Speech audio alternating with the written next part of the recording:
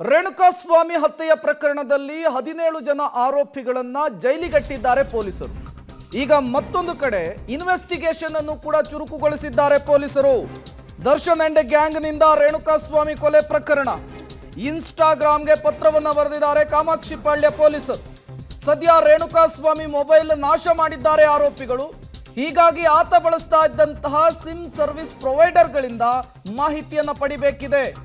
ಮತ್ತೊಂದು ಕಡೆ ತನ್ನ ಇನ್ಸ್ಟಾಗ್ರಾಮ್ ಐಡಿಯಿಂದ ಪವಿತ್ರ ಗೌಡಗೆ ಅಶ್ಲೀಲ ಮೆಸೇಜ್ ಮಾಡಿದ್ದ ರೇಣುಕಾಸ್ವಾಮಿ.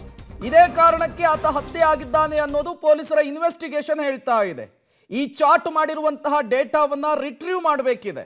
ಹೀಗಾಗಿ ಇನ್ಸ್ಟಾಗ್ರಾಮ್ಗೆ ಪತ್ರವನ್ನು ಬರಲಿಕ್ಕೆ ಪೊಲೀಸರು ಮುಂದಾಗಿದ್ದಾರೆ.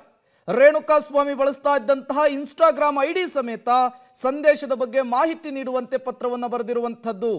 ಈಗಾಗಲೇ ಕೊಲೆಯ ನಂತರ ಆರೋಪಿಗಳು ಸಿಲುಕಿಕೊಳ್ಳಬಾರದು ಅನ್ನುವಂತಹ ಕಾರಣಕ್ಕೆ ರೇಣುಕಾಸ್ವಾಮಿಯ ಮೊಬೈಲನ್ನು ರಾಜಕಾಲುವೆಯಲ್ಲಿ ಎಸೆಯಲಾಗಿತ್ತು. ಪೊಲೀಸರ ತನಿಖೆಯ ಸಂದರ್ಭದಲ್ಲಿ ಈ ವಿಚಾರವನ್ನು ಕೂಡ ಆರೋಪಿಗಳು ಬಾಯ್ಬಿಟ್ಟಿದ್ರು. ಅದಾದ ಮೇಲೆ ಪೌರ ಕಾರ್ಮಿಕರನ್ನ ರಾಜಕಾಲುವೆಗೆ ಇಳಿಸಿ ಅಲ್ಲಿ ಮೊಬೈಲ್ ಶೋಧವನ್ನು ಮಾಡಿಸಲಾಗಿತ್ತು. ಅದು ವ್ಯಾಪಕ ಆಕ್ರೋಶಕ್ಕೂ ಕೂಡ ಕಾರಣವಾಗಿತ್ತು.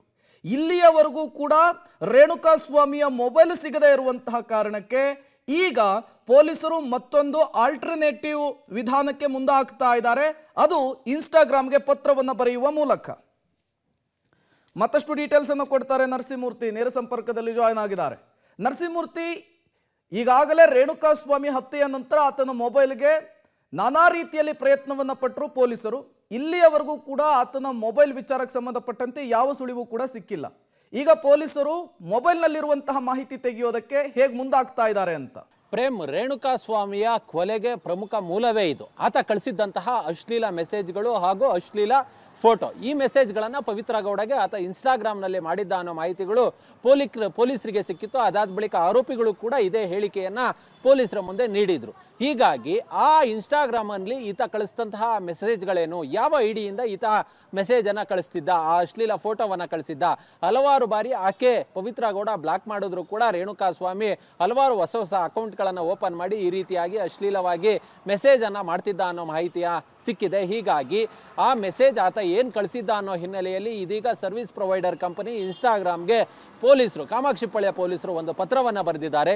ಈತನ ಅಕೌಂಟ್ನಿಂದ ಅಥವಾ ಬೇರೆ ಅಕೌಂಟ್ಗಳು ಈತನ ಮೊಬೈಲ್ನಲ್ಲಿ ಓಪನ್ ಆಗಿ, ಇನ್ಸ್ಟಾಗ್ರಾಮ್ ಅಕೌಂಟ್ ಈ ನಂಬರ್ನಿಂದ ಓಪನ್ ಆಗಿ ಬೇರೆ ಬೇರೆ ಹೆಸರುಗಳಲ್ಲಿದ್ದೆ, ಅದರ ಡೀಟೇಲ್ಸನ್ನು ಕೊಡುವಂತೆ ಇದೀಗ ಇನ್ಸ್ಟಾಗ್ರಾಮ್ ಸರ್ವಿಸ್ ಪ್ರೊವೈಡರ್ಗೆ ಒಂದು ಪತ್ರವನ್ನು ಬರೆಯುವ ಕೆಲಸವನ್ನು ಇದೀಗ ಕಾಮಾಕ್ಷಿಪಾಳ್ಯ ಪೊಲೀಸರು ಮಾಡಿದ್ದಾರೆ. ಹೀಗಾಗಿ ಬಹುತೇಕ ಪ್ರಕರಣದಲ್ಲಿ, ಕೊಲೆ ಪ್ರಕರಣದಲ್ಲಿ ರೇಣುಕಾಸ್ವಾಮಿಯ ಮೊಬೈಲ್ ಕೂಡ ಸಿಕ್ಕಿರಲಿಲ್ಲ. ಕೊಲೆ ಮಾಡಿದಂತಹ ಸಂದರ್ಭದಲ್ಲಿ ಆರೋಪಿಗಳು ಶವವನ್ನು ವಿಲೇವಾರಿ ಮಾಡಿ ಅದರ ಜೊತೆಗೆ ವೃಷಭಾವತಿ ನದಿಗೆ ಆ ಒಂದು ಮೊಬೈಲನ್ನು ಎಸೆದು ಹೋಗುವ ಕೆಲಸವನ್ನು ಮಾಡಿದರು. ಹೀಗಾಗಿ ಆ ವೃಷಭಾವತಿ ರಾಜಕಾಲುವೆಯಲ್ಲಿ ಜಾಲಾಡಿದ್ರು ಕೂಡ ಮೊಬೈಲ್ ಪತ್ತೆಯಾಗಿಲ್ಲ. ಹೀಗಾಗಿ ಸರ್ವಿಸ್ ಪ್ರೊವೈಡರ್ಗಳಿಂದ ಇದೀಗ ಒಂದಷ್ಟು ಮಾಹಿತಿಯನ್ನು ಪಡೆದುಕೊಳ್ಳೋದಕ್ಕೆ ಮುಂದಾಗಿದ್ದಾರೆ. ಅದೇ ನಕಲಿ ಸಿಮ್ಮನ್ನು ಬಳಸಿ ಮತ್ತೆ ಬೇರೊಂದು ಮೊಬೈಲ್ಗೆ ಹಾಕಿ ಯಾವುದಾದ್ರೂ ಮೆಸೇಜ್ಗಳು ಎಕ್ಸ್ಟ್ರಾಕ್ಟ್ ಆಗುತ್ತಾ ಅನ್ನೋ ನಿಟ್ಟಿನಲ್ಲಿ ಪರಿಶೀಲನೆಯನ್ನು ನಡೆಸುವ ಕೆಲಸವನ್ನು ಪೊಲೀಸರು ಮಾಡ್ತಿದ್ದಾರೆ. Prem, okay, thank you Narasimhamurthy ತಮ್ಮೆಲ್ಲ ಮಾಹಿತಿಗಾಗಿ. ರೇಣುಕಾಸ್ವಾಮಿ ಹತ್ಯೆಯ ವಿಚಾರಕ್ಕೆ ಸಂಬಂಧಪಟ್ಟಂತೆ ಪೊಲೀಸರು ಇನ್ವೆಸ್ಟಿಗೇಷನ್ ಅನ್ನು ಚುರುಕುಗೊಳಿಸಿರುವಂಥದ್ದು. ಒಂದು ಕಡೆ 17 ಜನ ಆರೋಪಿಗಳು ನ್ಯಾಯಾಂಗ ಬಂಧನದಲ್ಲಿದ್ದರೆ, ಮತ್ತೊಂದು ಕಡೆ ರೇಣುಕಾಸ್ವಾಮಿಯ ಮೊಬೈಲ್ನಲ್ಲಿರುವಂತಹ ಆ ವಿಚಾರಗಳಿಗೋಸ್ಕರ ಪೊಲೀಸರು ಈಗ ನಾನಾ ರೀತಿಯಲ್ಲಿ ಪ್ರಯತ್ನವನ್ನು ಪಡ್ತಾ ಇದ್ದಾರೆ. ಈಗ ಅದೇ ಕಾರಣಕ್ಕೇನೆ ಇನ್ಸ್ಟಾಗ್ರಾಮ್ಗೂ ಕೂಡ ಪತ್ರವನ್ನು ಬರೀಲಿಕ್ಕೆ ಮುಂದಾಗಿರುವಂಥದ್ದು.